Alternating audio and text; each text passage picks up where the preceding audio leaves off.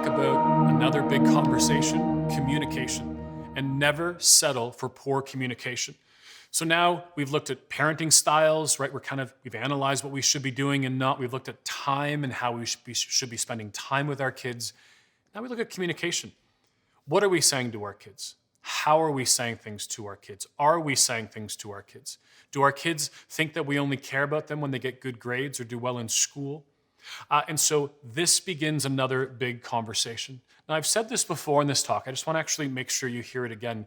If you don't have a relationship with your child, you really don't have the influence you need to speak truth into their life.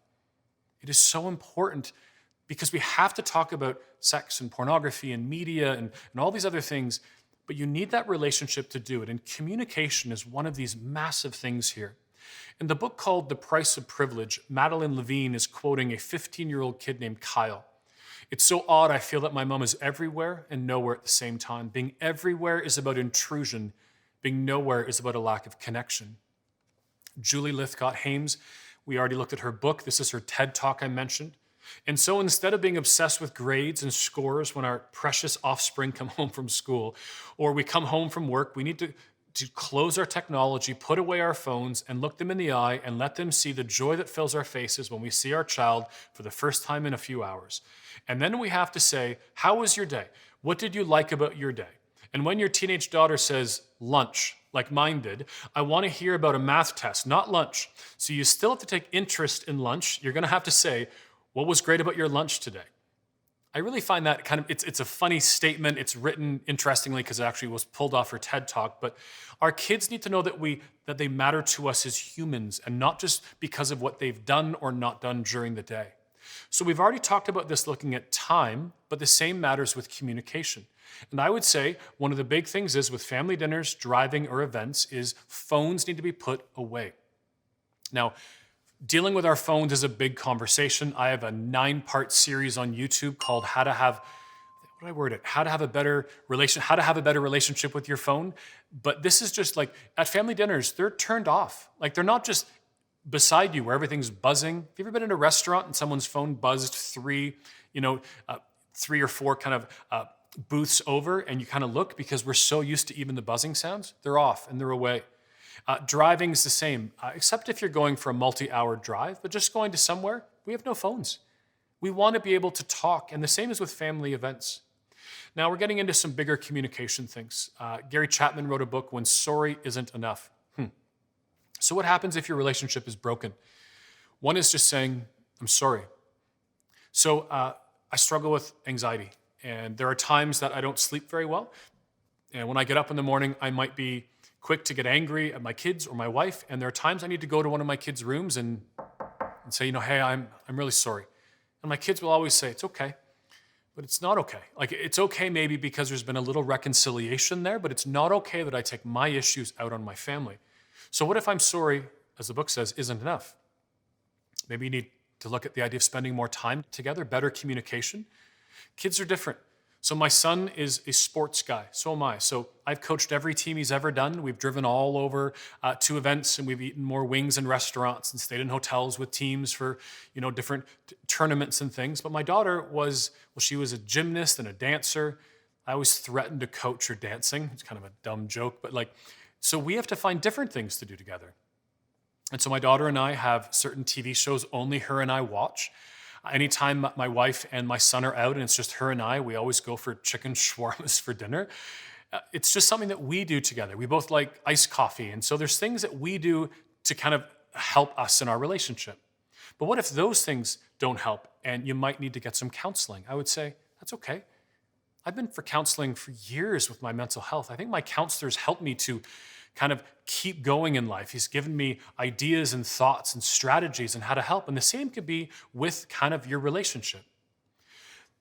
I don't even know how to word this, but are you actually listening to your kids as a parent?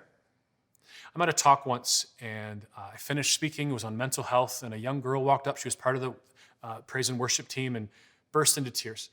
She said, I struggle. Her hands were shaking as she was talking to me. She said, I struggle with mental health, and I've told my parents, and my dad will not listen. And as I'm talking to her, the lead pastor walks up. I'm going to go out for lunch with him and his family. And he looks and says, oh, I'm sorry to interrupt. And then he realizes, he goes, oh, I see you met my daughter. And I've known him for years, and I invited him to sit down, and we had a conversation.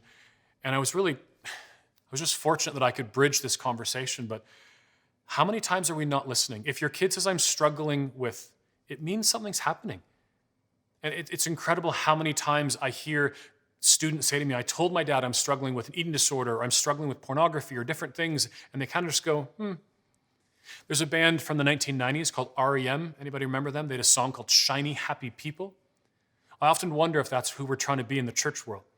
We're Christians. We have it all together. And the truth is, no, we don't. I might love Jesus, but I still struggle with mental health, and I still struggle with my parenting, and I still need to work in communication with my wife and all these other conversations. Martin Luther King Jr. once said, there comes a time in life when silence is betrayal. Do you also give your kids a way out? Meaning, do your kids know that if they're at an environment or at a place and they need to leave, that they can use you as a parent as a way out? So there was messages that went around a few years ago that if your kid texts you an X, that means they need you. We don't do that. In my home, we always just said, if you ever, we've never had to use this, which is great. But if they write and say, my ears hurt, it means I need you now. It means my daughter's babysitting and the husband came home drunk. And if my kid babysits for you, I'm not saying it's ever happened. You can always see someone watching this video and saying, your daughter babysat for me. But if it ever happened, it means I'm dropping everything I have and I'll probably break the speed limit to go get my kid.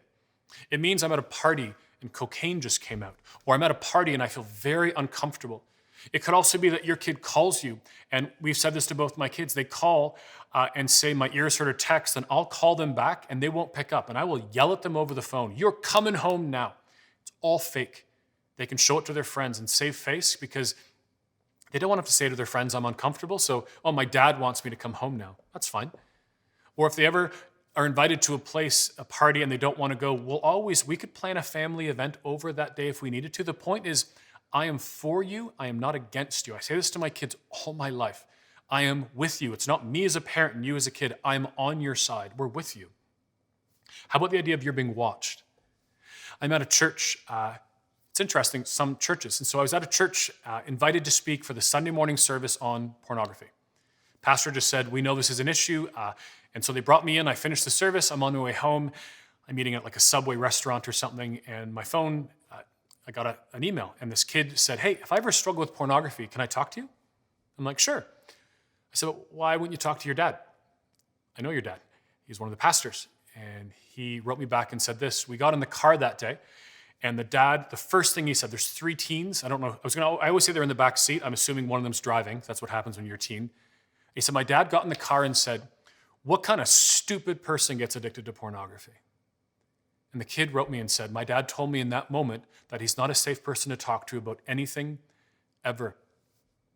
Talk about your influence, that authority you have being gone. As a side note, where is the grace and the mercy in our church world? I said to my daughter in grade 9, I said, honey, can I say something to you? She said, yeah. I said, if you ever get pregnant, she's like, Dad, I'm like, listen to me. If you ever do, you can tell me, you can talk to me. No park bench, no clinic. Like, do you not think your kid knows that there's a big deal that's happened? Like, where's the grace and mercy in our churches? I remember growing up and pregnant girls were kind of paraded around the front and had to apologize to us as congregations. That's just spiritual abuse at its worst. In the book, How to Really Love Your Teen, although most parents truly love their kids, they don't know how to convey that love in ways that make their teenagers feel loved and accepted. There's a book series, I'm assuming some of you have read it, 5 Love Languages. There's one for adults, there's one for children, and there's one for teenagers. And there's 5 words of affirmation, quality time, receiving gifts, acts of service, and physical touch. So my wife, Dawn, and I, we get married. It's a long time ago. I forget if it was 2 months or 2 weeks into our marriage, and my wife said to me, you know that I love cards? And I said, cards are stupid. And she said, again, I love cards. And then she gave me the book, The 5 Love Languages. Cards are stupid to me. You pay $8 for a card, all this love stuff. But my wife, words of affirmation mean something. To me, when I read that, I'm like, don't tell me, show me, right? But it changed me. So I went out, I bought my wife a card. I forget if it was Valentine's Day or whatever it was. And so we're getting ready for bed that night, and she says, thanks for the card. I'm like, you're welcome. And she said, did you read it? And I'm like, convenience store, wall of cards. And I'm like, Yes. She shows it to me, and it says on the front, to my husband. It lives 20 years later in my wife's night table. The truth is this, I love languages because it's really changed me. I was loving my wife and my kids, and the truth is, even my friends, I was loving them how I want to be loved, not how they need to be loved. And if you read the book for children, even teens, children for sure, it kind of talks about love your kids in a way, like for a week a lot more, and see how they respond to it. I just love this conversation. Now, after I left teaching, I did a program called the Arrow Leadership Program. I was out for I think it was 4 weeks at a time over 2 years in a gorgeous island out in British Columbia, Canada. If you're American, it's kind of north of Seattle. And I was challenged by a guy named Carson Pugh to have an annual general family meeting. And I remember thinking, what a dumb idea. It has been revolutionary in our lives. So we came home from this, and my wife and I think we had kids who were 6 and 7, roughly that age. And so we put an agenda on the fridge, realizing in hindsight, we didn't even tell them what an agenda is. They're little kids. We got to the day of the meeting. There's nothing on the agenda. We sat down and we talked about lists of things: faith, family, life, vacations. I always kind of put Halloween in. I'm not going to debate Halloween or not, but my wife and I didn't want to know that you want to be a dog on like October 30th. But we do it before school, and we went through all the things. We're going to be a Christian family. What does that mean? If your church has 2 services, which one will you go to? What do you need? Do you need new shoes? We were a family who liked to ski. Do you need new skis? Do you need a new bike? Like, if you have younger kids, they grow out of everything. It seems to be like every few months. But we talked about everything. And then we said, anywhere in the world you want to go for dinner, we'll go. And we went to, want to guess? McDonald's. We're finishing a really bad dinner at McDonald's, and I said to my wife, never again. And she said, let's do it one more year. So next year comes, I think my kids, so if it was 6 and 7, I think it was 7 and 8. We explained to them what an agenda was. We put it on the fridge. We get to the day of the meeting. It's filled top to bottom. Number 1, they want a baby brother or sister. Now we're having real conversations. Number 2, they want a dog. My son was willing to give up his vacation to have a dog. At this point, I had left teaching. I'm now in quote unquote ministry, speaking full time. My wife was only a half-time nurse at the time. You can't do everything. And my son's like, I'll give up a vacation for a dog. And we're like, wow, this means something. So we kind of, to quote, put a pin in it for a few years. And my wife went back to work full time. We ended up getting an English bulldog, which is the best breed I've ever had in my life. But we did it. And it's been the best part of our life having our dog Bailey. But every year we do this. And even at the end, the extra business, we talk about anything in the world they want. But my kids know they have a say in life. And now we go to a better restaurant, not McDonald's. But family dinners and family meetings, I think, are just the cornerstone of my life, where we get to, as a family, decide what we're going to do for the year. One year we were talking about vacations, and we're all like, where would you want to go? And it's not like you just go anywhere in the world. Like, I can't just fly to Hawaii or China or other things. And so for us, it's kind of like Mexico, like Dominican Republic. There's a few places that are a little bit cheaper. And so my wife is like Mexico. My son is like Mexico. My daughter's like Mexico. And I'm like, anywhere on the planet but Mexico. Not because I don't like Mexico, but in the news, some of the cartels had just bombed a government building, and I was scared. As we landed in Mexico 5 months later, I got voted out. As we're landing, my son, who's 4 seats from me, goes, Dad. I'm like, what? He goes, Mexico. Like, I love it, right? It's just, he was kind of just razzing me, but we're a family, and he had a choice in this decision. I can't more highly enough encourage you to do this. I have a YouTube video on this as well. Kind of rounding off communication, the main thoughts: listen. I think it's John Maxwell who says, listen 80% of the time, then only speak 20% of the time. We often just quickly try to fix, but listen. Driving, anytime you can drive, do it and listen. 5 love languages. Buy this for your marriages and relationships, but get one too, the children or teens book, and family meetings. And book suggestions, you see these are starting to repeat. The first 2 I've already talked about, and the last 4 books here were the ones we've already said.